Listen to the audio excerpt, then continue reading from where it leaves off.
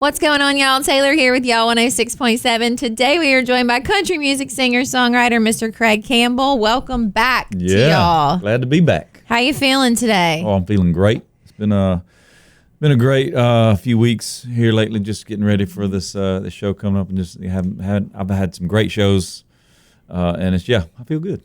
Let's talk about that. Next week, coming up soon, July 24th, at the Ryman, benefit show for the Kenny Campbell Foundation. Yeah. It's so for the past, I guess, 12 or so years, I've been doing a cornhole tournament for during CMA Fest that benefits colorectal cancer research and awareness. And a couple of years ago, I wanted to make sure that all the money we raised was going where I think it should be going.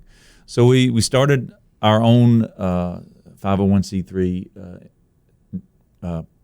nonprofit in honor of my dad. My dad was 36 years old when he died with colon cancer. So that's where it all started. And so somebody mentioned that maybe we should just do a big old concert. And I said, cool. And they said, let's do it at the Ryman. I said, that's crazy. What are you talking about? And but the seed got planted, and we just kept talking about it. And the more we talked about it, the better it sounded. So that's what we're doing. We're doing a big old concert at the Ryman. And we're excited. You've got Bradley Gaskin, Tyler Farr, Michael Ray, Brian White, Haley Benedict. So I'm sure it's going to be a fun time. Sing some country music with your friends for a great cause. Yeah, well, I will say that Tyler is not going to be there. Okay. Taylor Holder is taking his place. Nice. So it's Taylor, and Taylor just won our cornhole tournament this past year. So he's a good buddy, and we reached out, and he's like, absolutely, let's do this. And so I'm excited to have all those folks lined up. Well, we're excited. You can still get tickets at theryman.com. You brought me some coffee this morning. I did brought you some beans. Grindstone Cowboy. We got to get a close-up of that. Craig's face on the back. Yeah, the new song. There we go. Yeah. So we're excited about trying this coffee. I'm a big coffee addict. Okay. But you own this place. Yeah, we opened Grindstone Cowboy a little over 3 years ago, and we're actually about to open our second location down in Shelbyville, Tennessee, on the square. Nice. And then our third location is going to be down in Florida. So we're congrats. Got a lot on our plate right now. But Grindstone Cowboy is been a blessing. We thought we were just going to be opening a little old coffee shop, but man, it took off, and it's a full blown restaurant. And so I'd love if anybody if they want some good breakfast or some good lunch, come on down and see us. Just don't come on a Sunday because we're closed. There you go. Just like Chick-fil-A. Got to take time for the Lord. That's right. Amen. I want to talk about your new music. You have a new song out, Whiskey Will, with Colt Ford and Ricky Lynn. That's a real rocking song. Yeah. I like that. Yeah, it's definitely a Colt Ford vibe. Yeah. Colt did a great job on his part, and then but Rick Lynn has been a buddy for a while, and he reached out and he said, hey, would you like to sing on this song with me? And I was like, yeah, absolutely, because I mean I'm a fan of him, I'm a fan of Colt, and the song turned out pretty good. Well, last year, I think it was, Class of 89. We love that record. A lot of the songs that we play here, Killin Time, Bluest Eyes in Texas. How did you decide which songs to put on that album? Because there's a lot of good songs from that era, those songs that meant a lot to you, influenced you. Yeah, it's definitely was hard to narrow it down, but all 6 of those songs on the first release part of it was chosen on purpose. Killin Time was the very first record I ever bought. So that album changed my life. That's the reason I love that song. Bluest Eyes in Texas, we've been playing that song on Lower Broadway for years, and I'm a huge fan of just band harmonies. On the Other Hand is on that record. That's the first song my wife ever heard me sing. Anymore by Travis Tritt. That was a moment when I was about 16 or 17 years old. I saw Travis in Savannah, Georgia, and he played that song, and it's one of those moments of like, I want to do that. That's what I want to do for a living. Be My Baby Tonight was a song that I sang at a contest that I won, and that basically that was one of those moments of this. I want to be on stage no matter what. And what else is on that record? Too Cold at Home. Too Cold at Home is just just a classic country album. And when I was playing Lower Broadway, we had our own little rendition of that song.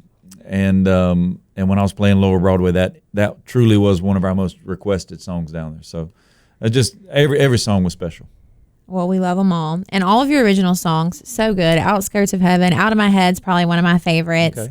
When you play your Craig Campbell originals, which is maybe one that the crowd always sings the loudest? Whew. I think it'd probably be a toss-up. You know, I think Outskirts of Heaven is definitely one of those songs that people are the most familiar with when it comes to my music.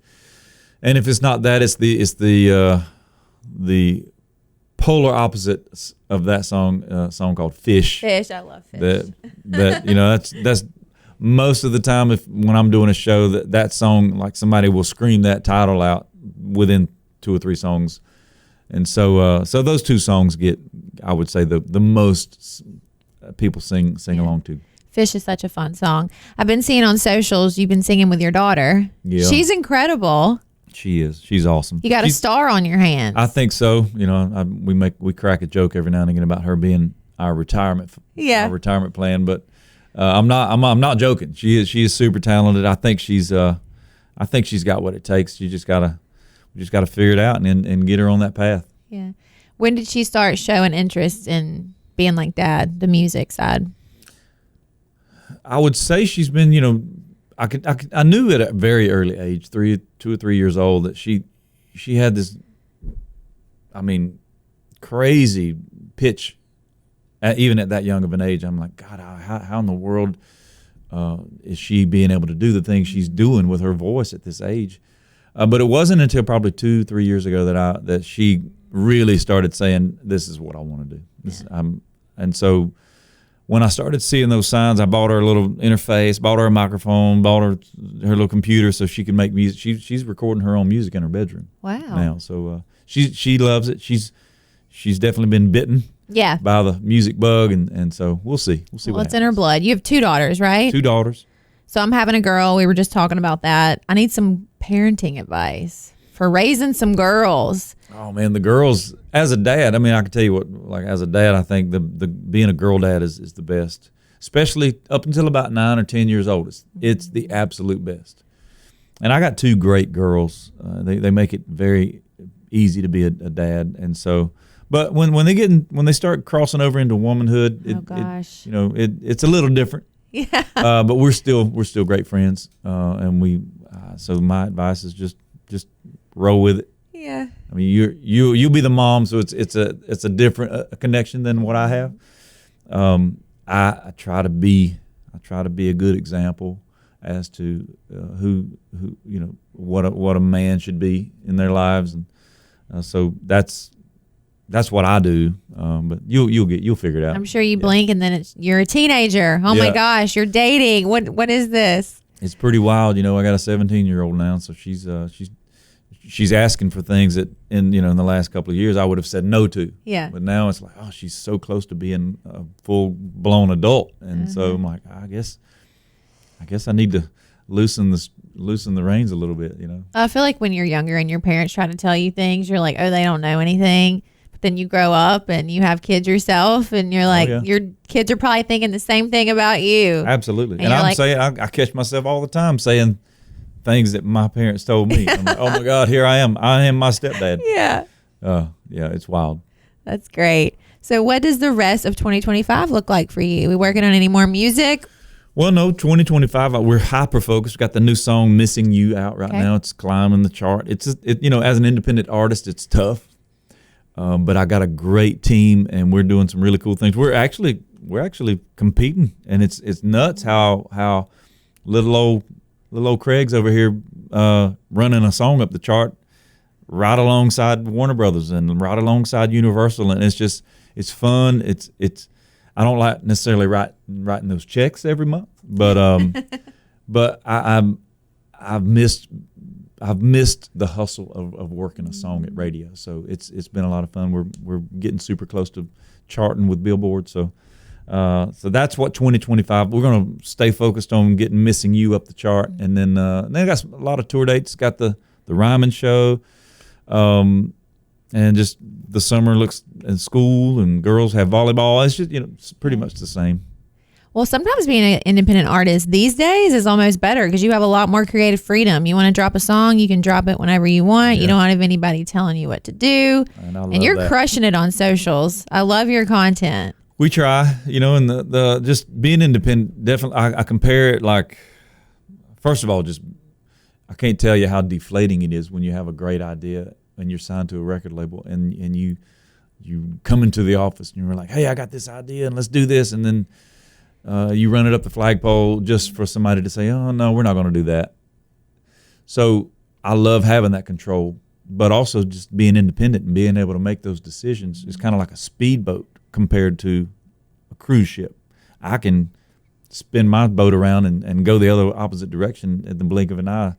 And some of these major label deals, they can't do that. Yeah. So I do love that part of it. Well, we're loving it. You can still get tickets to the Ryman Show on July 24th at ryman.com. Best way to keep up with you, would that be your social media? Social media, that's if you want to know anything that's going on with me, we're pretty transparent. So, and I try to keep people informed on social media. So, yeah. You gonna play? Craig Campbell TV. At Craig Campbell TV. Mm-hmm. Got it. And you're going to play for us today. Yeah. Missing You. What are we going to play? I can do that one. Whatever you want to do. I can do that one. All right. We got more with Craig Campbell coming up.